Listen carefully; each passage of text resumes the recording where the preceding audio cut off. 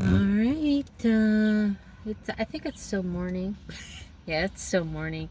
It's July 6th, 2026. It's still Monday. I did a video probably a few hours ago. So it's a 5-day still, and it's a day full of grace. And it's my 78th video. And I was listening to a I think it's called Cloud9 video, where a woman was talking about a dream that she had about the end times, and she's talking about the urgency and getting the message out, and I don't know if I'm reaching anybody that isn't saved, but I don't know, maybe someone will stop by that's not saved, and maybe my videos will help. I mean, that's my desire, is to be able to do that. I didn't start out doing the videos this way, but I don't want the video to get long, because I am going to read Psalm 78 to you. Like I said in my video I did earlier this morning, I didn't know if I was going to read it, but I had no idea what Psalm 78 was about. But Psalm 78 was written by Asaph. It's one of the longest psalms, and it serves as a historical recount of Israel's journey. It emphasizes on God's enduring faithfulness despite the persistent rebelliousness of the people. So I'm going to read that to you. Hold on a second. Alright, so Psalm 78. Okay. Give ear, O my people, to my law. Incline your ears to the words of my mouth. I will open my mouth in a parable.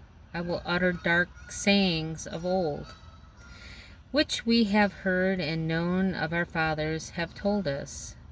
We will not hide them from their children, shewing to the generation of some come the praises of the Lord, and its strength, and his wonderful works that he hath done.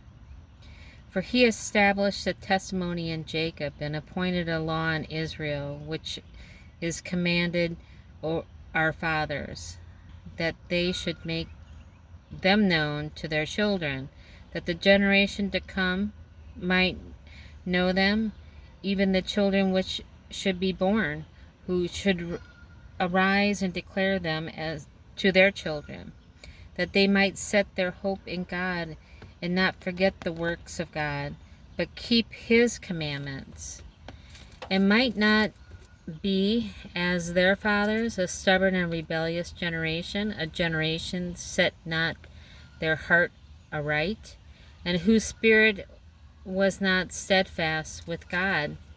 The children of Ephraim, being armed and carrying bows, turned back in the day of battle. They kept not the covenant of God, and refused to walk in his law, and forgot his works and his wonders that he had shewed them. Marvelous things did he in the sight of their fathers, in the land of Egypt, in the field of Zon. He divided the sea and caused them to pass through, and he made the waters to stand as an heap. In the daytime also he led them into a cloud, and all the night with a light of fire. He clave the rocks in the wilderness, and gave them drink as out of great depths. He brought streams also out of the rock, and caused waters to run down like rivers. And they sinned yet more against him, by provoking the Most High in the wilderness. And they tempted God in their heart, by asking meat for their lust. They spake against God. They said, Can God furnish a table in the wilderness? Behold, he smote the rock that the waters gushed out and the streams overflowed. Can he give bread also? Can he provide flesh for his people? Therefore the Lord God heard this, and he wroth, so a fire was kindled against Jacob, and anger also came up against Israel, because they believed not in God and trusted not in his salvation. Though he had commanded the clouds from above and opened the doors of heaven, and had rained down manna upon them to eat, and had given them of the corn of heaven. Man did eat angels' food. He sent them meat to the full. He caused an east wind to blow in the heaven, and by his power he brought in the south wind. He rained flesh also upon them as dust, and feathered fowls like as the sand of the sea. And he let it fall in the midst of their camp, round about their habitations. So they did eat, and were well filled, for he gave them their own desire. They were not estranged from their lust, but while their meat was yet in their mouths, the wrath of God came upon them, and slew the fattest of them, and smote down the chosen men of Israel. For all this they sinned still, and believed not for his wondrous works. Therefore their days did he consume in vanity, and their years in trouble. When he slew them, then they sought him, and they returned and inquired early after God. And they remembered that God was their rock, and the high God their renderer. Nevertheless, they did flatter him with their mouth, and they lied unto him with their tongues. For their heart was not right with him, neither were they steadfast in their covenant. But he, being full of compassion, forgave their iniquity, and destroyed them not. Ye many a time turned he in anger away, and did not stir up all his wrath. For he remembered that they were but flesh, a wind that passeth away and cometh not again. How oft did they provoke him in the wilderness, and grieve him in the desert? Yea, they turned back and tempted God, and limited the Holy One of Israel. They remembered not his hand, nor the day that he delivered them from the enemy, how he had wrought his signs in Egypt, and his wonders in the field of Zon. And he had turned their rivers into blood, and their floods that they could not drink. Excuse me. He sent divers sort of flies among them, which devoured them, and the frogs which destroyed them. He gave also their increase unto the caterpillar, and their labor unto the locust. He destroyed their vines and hail, and their sycamore trees with frost. He gave up their cattle also to the hail, and their flocks to the hot thunderbolts. He cast upon them in fierceness of his anger, wrath, and indignation, and trouble by sending evil angels amongst them. He made a way to his anger. He spared not their soul from death, but gave their life over to the pestilence, and smote all the firstborn in Egypt, the chief of their strength, in the tabernacles of Ham, but made his own people to go forth like sheep, and guided them in the wilderness like a flock. And he led them on safely, so that they feared not. But the sea overwhelmed their enemies. And he brought them to the border of his sanctuary, even to the mountain which his right hand had purchased. He cast out the heathen also before them, and divided them an inheritance by line, and made the tribes of Israel to dwell in their tents. Yet they tempted and provoked the Most High God, and kept not his testimonies, and turned back and dealt unfaithfully like their fathers, that they were turned aside like a deceitful bow. For they provoked him to anger in their high places, and moved him to jealousy with their graven images. When God heard this, he was wroth, and greatly abhorred Israel, so that he had forsook the tabernacle of Shiloh, the tent which he placed amongst men, and delivered his strength into captivity, and his glory into the enemy's hand. He gave his people over also unto the sword, and was wroth with his inheritance. The fire consumed their young men, and their maidens were not given to marriage. Their priests fell by the sword, and their widows made no lamentation. Then the Lord awaked as one out of sleep, and like a mighty man that shouteth by reason of wine, and he smote his enemies in the hinder parts.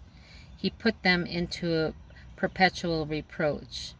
Moreover, he refused the tabernacle of Joseph, and chose not the tribe of Ephraim, but chose the tribe of Judah, and the Mount Zion, which he loved. And he built his sanctuary like his high palaces, like the earth which he hath established forever. He chose David, also his servant, and he took him from the sheepfolds. From the following, the ewes great with young, he brought him to feed Jacob his people, and Israel his inheritance. So he fed them according to the integrity of his heart, and guided them in the skillfulness of his hands. So that is Psalm 78. And also in Strong's Hebrew, 78 means Ibzan, Ibzan, which means splendid. And in Greek Strong's, it's Addi, Addi, which means ornament. And it's also a masculine proper name belonging to one of the ancestors of Jesus Christ in the genealogy in Luke 3:28. And I wanted to read to you Revelation 8:7. And the reason why I'm reading that to you, even though it's my 78th video,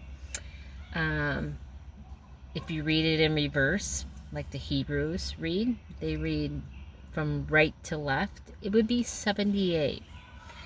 And so, Revelation 8:7. The first angel sounded. There followed hail and fire mingled with blood, and they were cast upon the earth. And the third part of the trees was burnt up, and all the green grass was burnt up. So that is the sign of the first of the 7 trumpets of judgment, where the catastrophic disasters start happening on the earth. And when I was listening to that dream,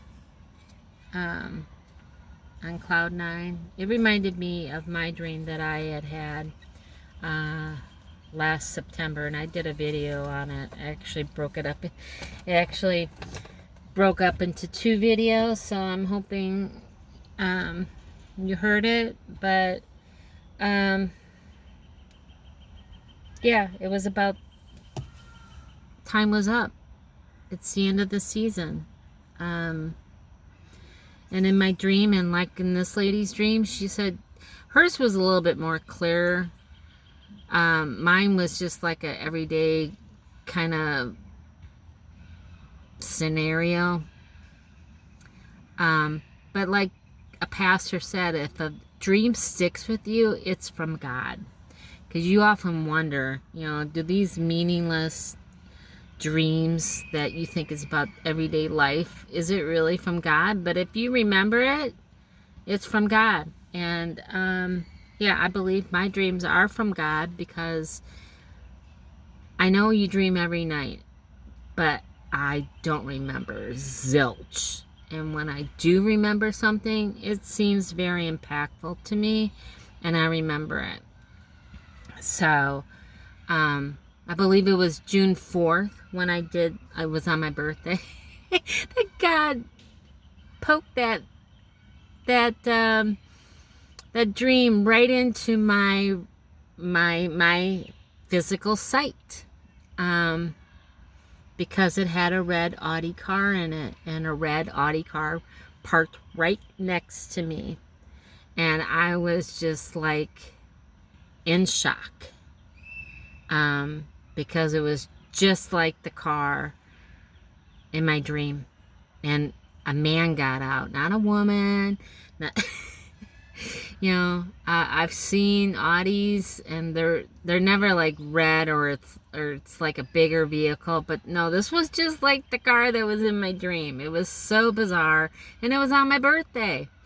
It was God giving me the answer to my dream.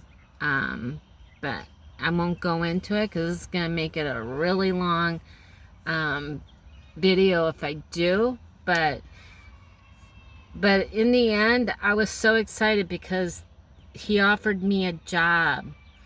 And I didn't even know what the job was. I didn't apply for a job, nothing.